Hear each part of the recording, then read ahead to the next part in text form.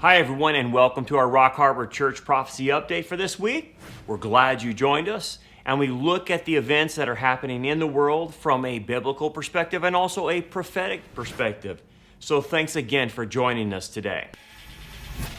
A few housekeeping notes to bring to your attention. If you haven't subscribed, we're asking everyone to subscribe to our channel. It really helps us out, and it will help you guys out. So subscribe to our channel, hit the little bell, and you're going to be notified every time we upload a new video, whether that's a sermon, a prophecy update, or coping with crisis. We're doing kind of a counseling video series, or one of our discipleship videos. That way you're going to be notified. So that will help us out and you out at the same time. What we want to talk about today is the agenda behind this COVID-19, this coronavirus that came out of China. And we've all seen 2.5 months worth of all these stories that have ran that seem very suspicious. And then they all seem to point in one direction, that they're using the coronavirus to accomplish their global agenda. And I read an article this week said, the truth is not a conspiracy theory. So they call us all of us who are part of the remnant, conspiratists, but yet all we're doing is telling the truth. We're using their words, we're using their websites, we're using their documents.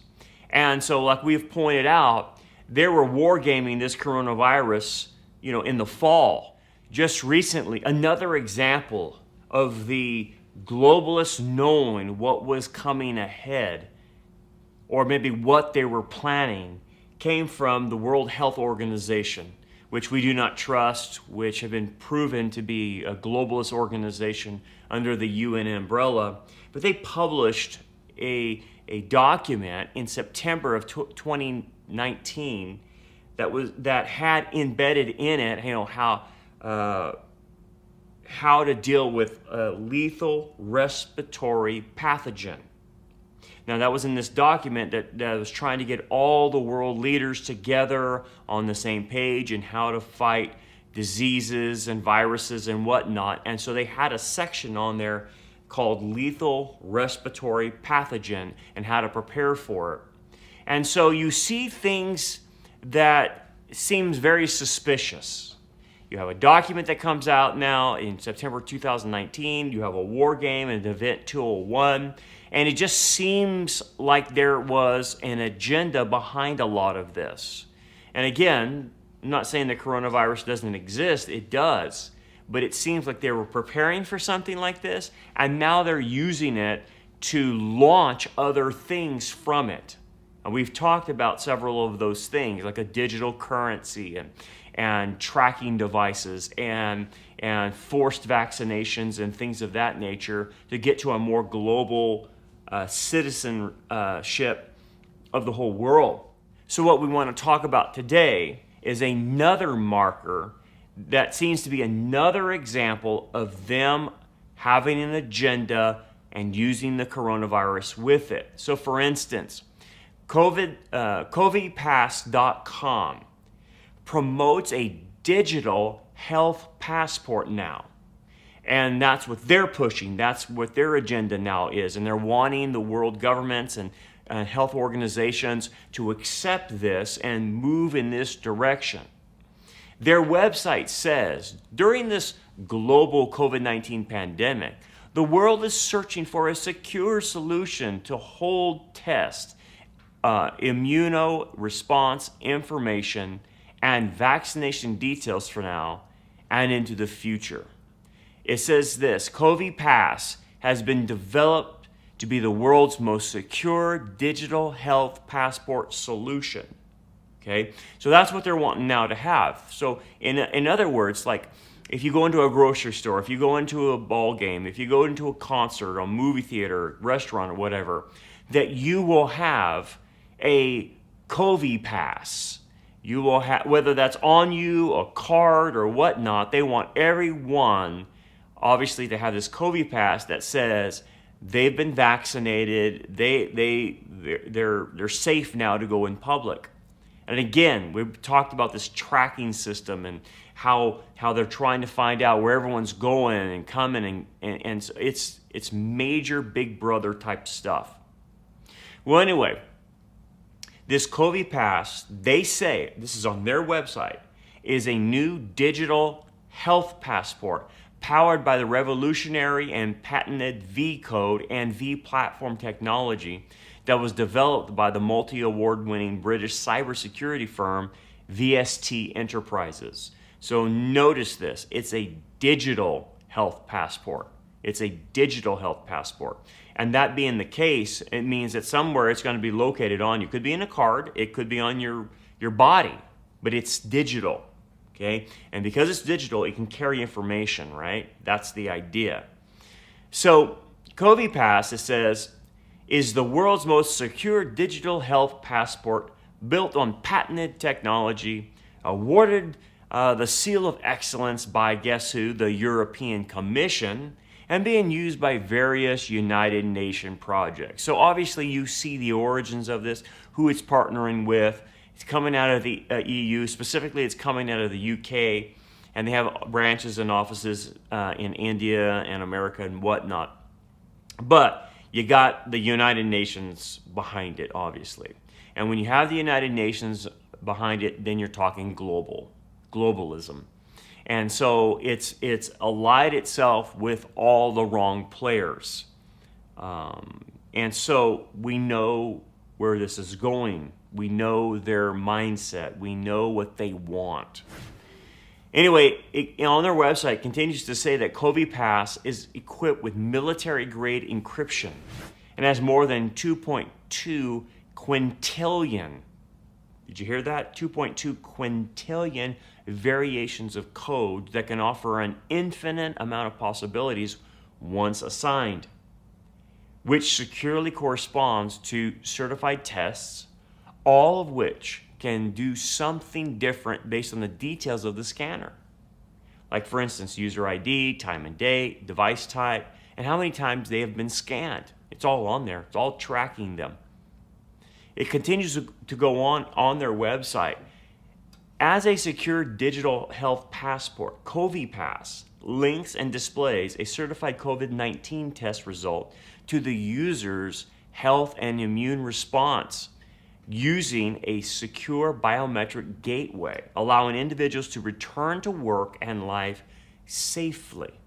You see what's happening here? They're basically saying, if you're going to return to work and go about your life, then we need you to have a Covi Pass. We need you to have, some type of digital device on you or with you that tells us you're okay.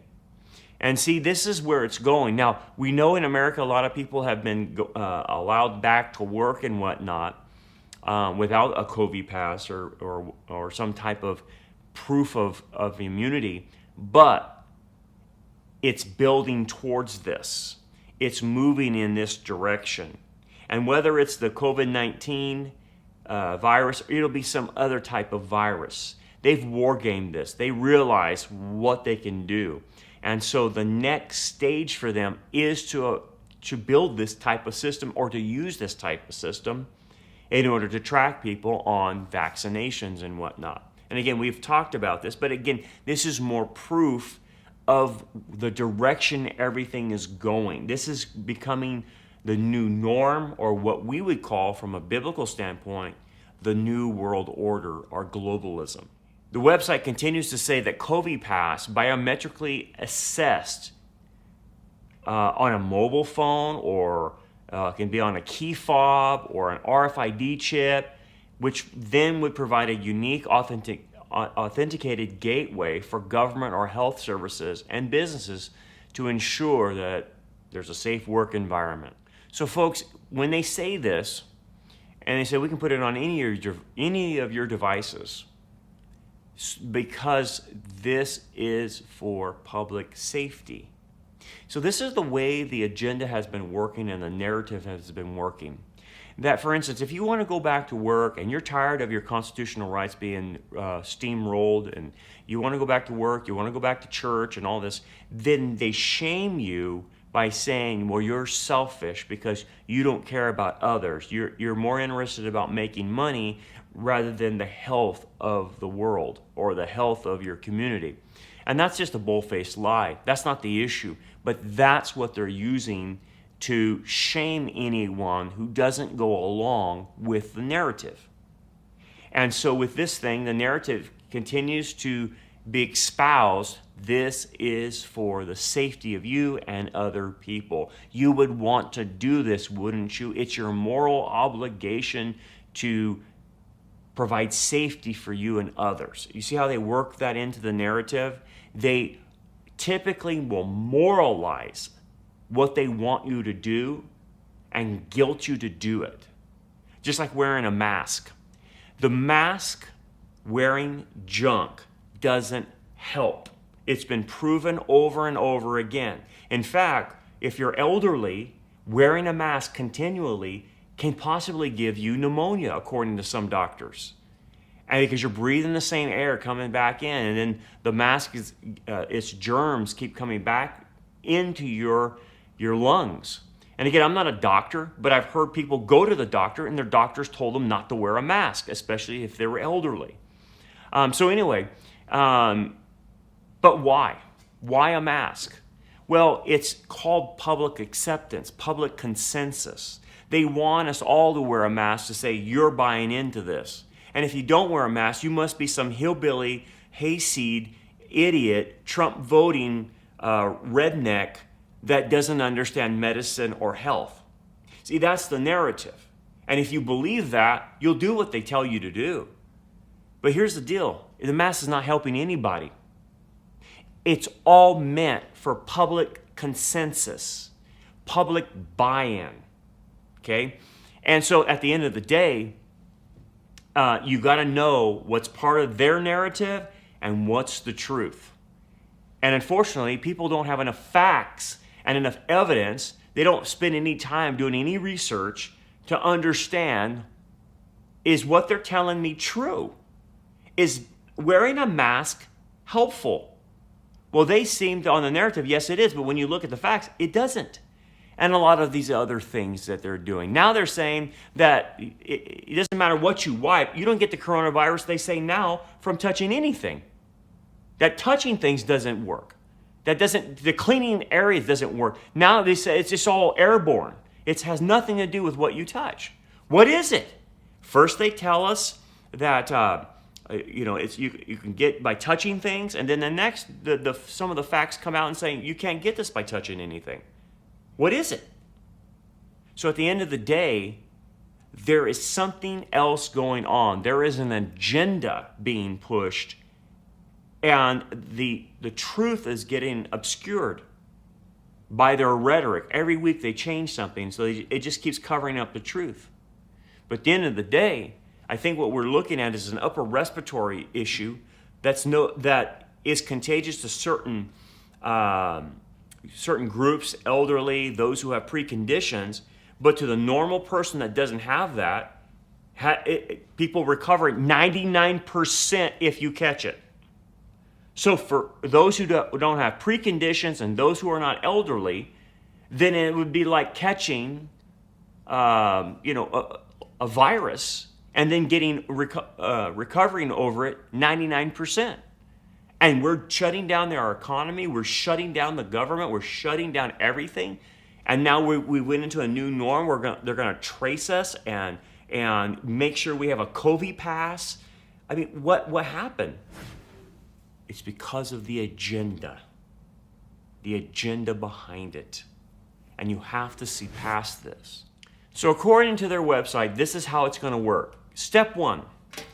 The authorized healthcare professional creates a new digital health passport account by filling out the individual's unique data fields. If the user has pre-registered at home, which you'll be able to register at home, the healthcare professional can simply scan the individual's predefined V code that will automatically be onboard the user to the system. Step 2.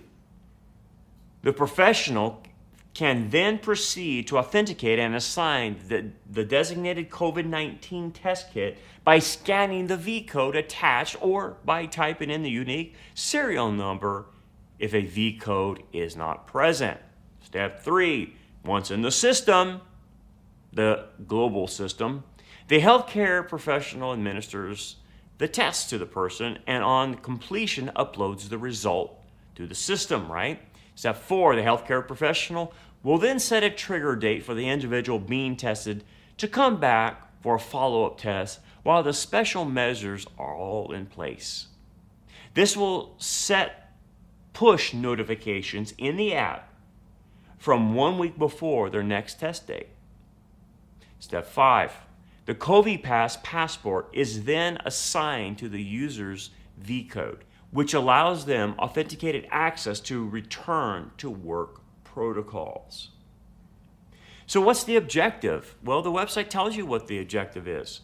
In order to safely return to work and social interactions, up-to-date and authenticated health information is vital, it says. Covi Pass is a secure, patented, and trusted solution that can successfully deliver this objective. And of course, what is the solution? Well, they give you the solution. Covi Pass is able to display past and current immune response. This ensures confidence to return to work and life. And this leads to what they call validation. Covi Pass, it says, connects your personal biometric ID plus COVID-19 test results and unique V code identifier to be health authenticated. And they say, why is this superior? Well, it says V code itself plays an amazing part when it comes to safe return to work and social integration, and is far superior to all other technologies and solutions. V code can be scanned outside of the safe distance zone of 2 meters, as advised by the governments and the World Health Organization. See, notice how they're in touch with the World Health Organization. That World Health Organization, which is under the umbrella of the UN, is a corrupt and evil organization. They don't ever have their facts straight, but they're working on a global agenda. So this is partnering with them. Anyway, it goes on and says, this allows for safe and secure checks in a controlled environment while steadily allowing the public to resume work and their social activities. So it's all good. It's for our benefit. It's for the global health of all people, and so yada, yada, yada, they're selling it as this is the greatest thing since sliced bread. If you didn't know prophecy, you would say, yeah, that's a pretty good idea to have everyone vaccinated or health issues. But that's not the agenda. That's the cover.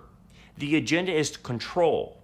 The agenda is to digitally know where everyone's at, to know their comings and goings, their buying and selling, and who can move about in society. Perhaps they'll turn this into something like China, where you have social credits, and the fact that whatever you post on your social media, and if they're negative towards this agenda or the globalist mindset, then you might not get social credits. So you, like in China, you may not be able to fly, ride a train, purchase a home, go to a private school, or whatnot. You will not be able to participate in society if you don't go along. And that's the problem. And so you combine this with the other things we have studied, HR 6666, and this idea of tracer programs, them coming to your home, and if you just had one bathroom and you have a sick person there, they'll take the person out who possibly could have COVID-19. I mean, really? That's the Gestapo. But this is all part of this agenda. And interesting to note, this V code can store anything, in massive amounts of information. For instance, identity details, work ID, contact info, national ID, passport, travel tickets, event tickets, medical details, dental records, ICE details even, crypto wallets, education details, payment methods, loyalty schemes. In the case of emergency information, if you're hurt, who to contact, car registration numbers, business card details, social media. So all of this information would be on your V code. Everything about you, your comings and goings, what you bought. You see what it's setting up, where it's leading. It's leading right to Revelation 13, right? So at the same time all this agenda is going on, something else came out from ledgerinsights.com, and it carried a story about MasterCard. And I think you're going to watch all these credit card lenders follow suit. The title was MasterCard Joins Blockchain Digital Identity Alliance ID 2020. And you can go on this website and read it. So basically what it was saying is yesterday, the payments firm MasterCard announces joining the ID 2020 Alliance to explore digital identity solutions. And again, ID 2020 is an alliance of partners. We've talked about ID 2020. You can go to the website and look at ID 2020. It's an alliance of partners to push for a digital currency, basically, is what it is. The ID 2020 Alliance was founded by Accenture, Microsoft, Gavi, Rockefeller Foundation, and IDEO. And a lot of other partners include non-government organizations, private companies, UN agencies, and of course Bill Gates and his foundation as well. So according to the article, the ongoing pandemic has led to the emergence of a digital-only solution that requires users to prove who they are. Digital identity could play a significant role in facilitating access to a range of digital services, it says. So, Ajay Bala, he's going to be on the left of your screen in this picture. He's the president of Cyber and Intelligence of MasterCard, and he is sitting at Davos at a World Economic Forum, and where they have their annual meeting in Davos with, obviously you can see in the background, a global citizens background. And so he's at this Davos conference, and he said this: we must work together to establish consistency and common standards across the globe that can make this a reality, addressing real challenges faced by people every day and sparking continued innovation. Well, according to the article, last year MasterCard said it was exploring decentralized digital identity for verifying financial transactions, government interactions, and online services. It is a well-established fact that the digital identity could enable banking and other services for people with no physical papers or credit history. So this is why MasterCard is going in this direction. They see the benefit of a digital identity for the world. And interesting enough that the World Bank estimates over 1 billion people lack any form of legally recognized identification.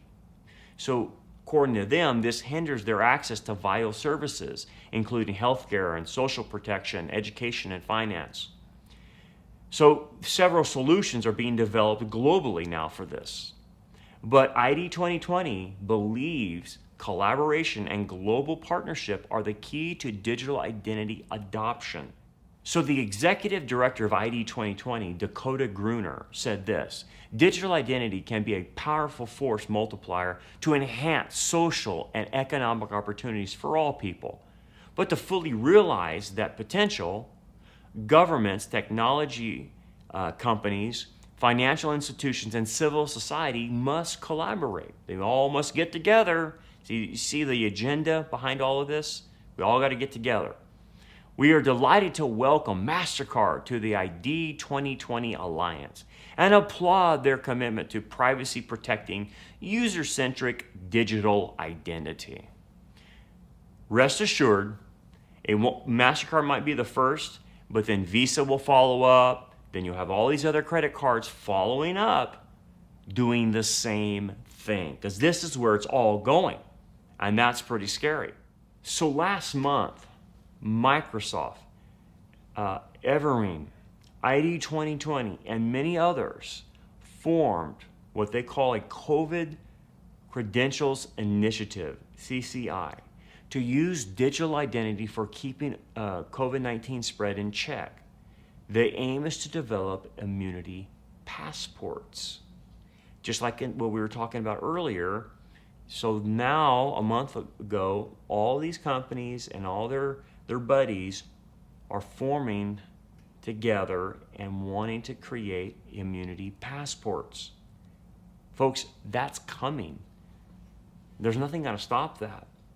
Bill Gates, and we've talked about how evil this guy is, recently commented that eventually we will have some digital certificate to show who has recovered or been tested recently, or when we have a vaccine, who has received it. So they're all on board on this. So what are we saying? The system is setting up, and we will continue to watch it together. We have a front row seat. And we watch now our science and medical industry get hijacked by the agenda of the deep state globalists who want global government, one world economic system, a digital currency, and they are pushing it through politicized science and politicized medicine.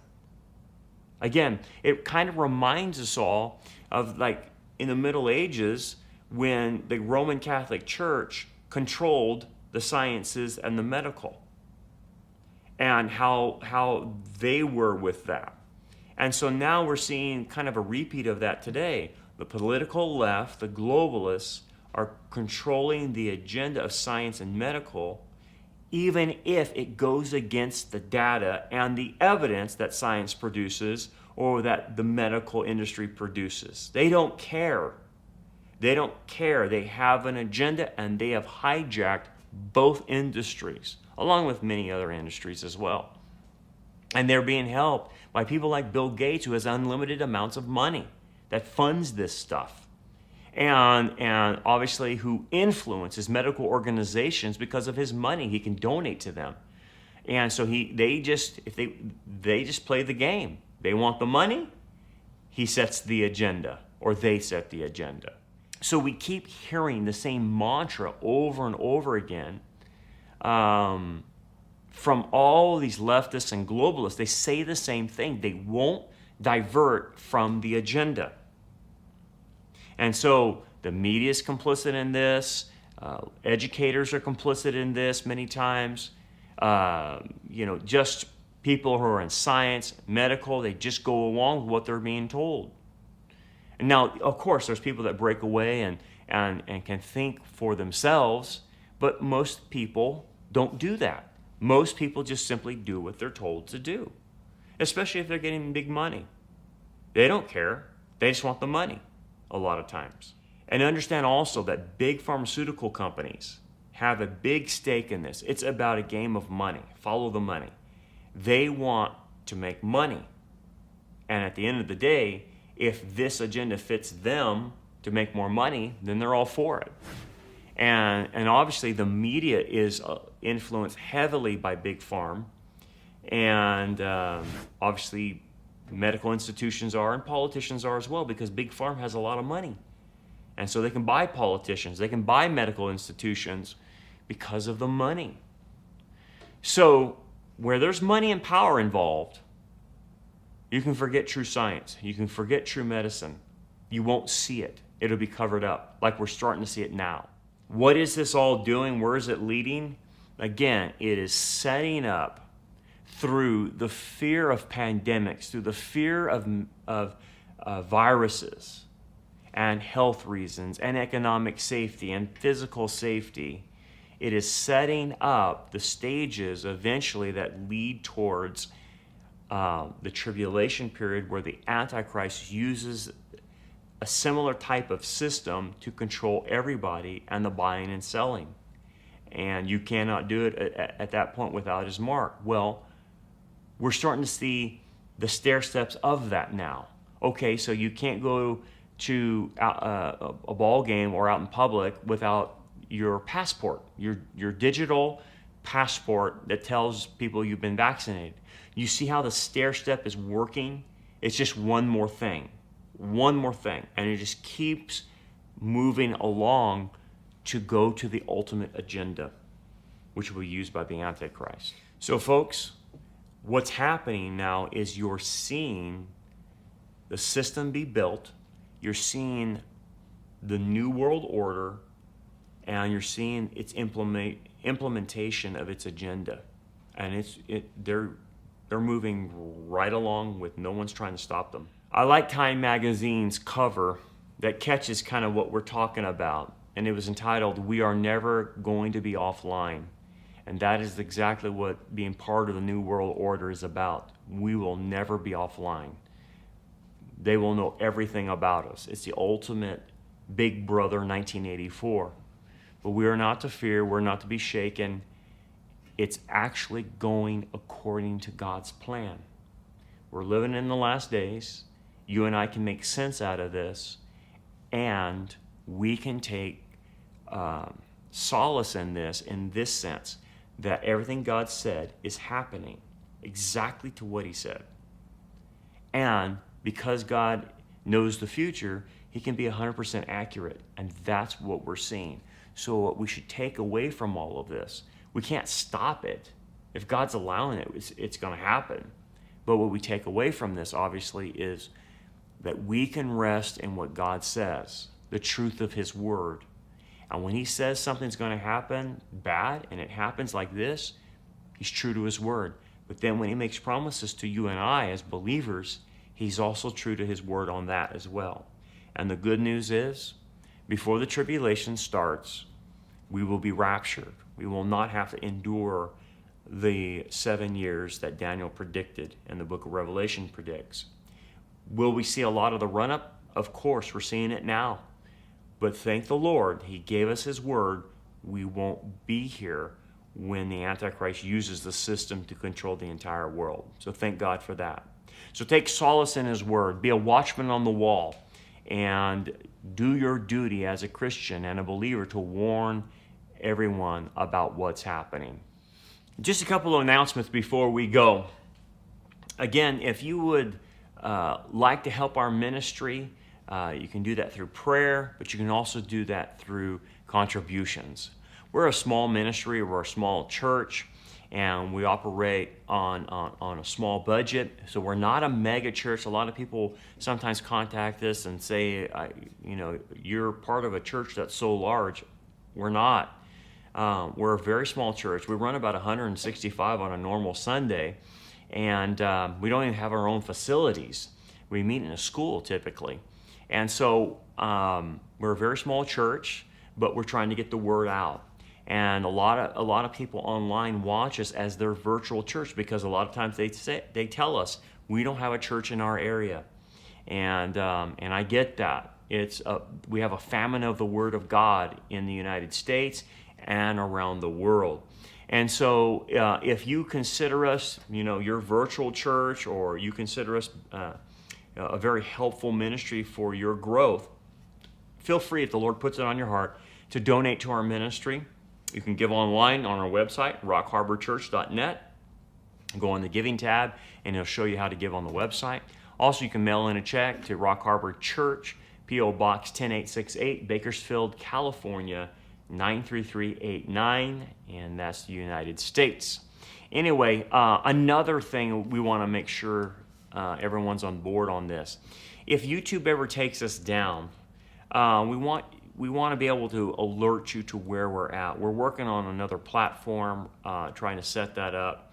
And so we would like to put everyone on a text alert if possible. We have a system that can do that. So if you will email us your phone number, if we ever get shut down, we can send you a text alert and telling you where we're at. And we won't abuse that. We're only going to use this if we get shut down and you can't find us anymore on the internet. And so email us at info@rockharborchurch.net, and just give us your name and your cell phone. We'll put that in our system, and if that should ever happen, we'll text alert you, okay? All right. That ends today, and we ask that you watch us next week as we discern the signs of the times. And remember what the Lord said. When you see these things begin to happen, look up, lift up your heads, because your redemption draws near. God bless you, and see you next time.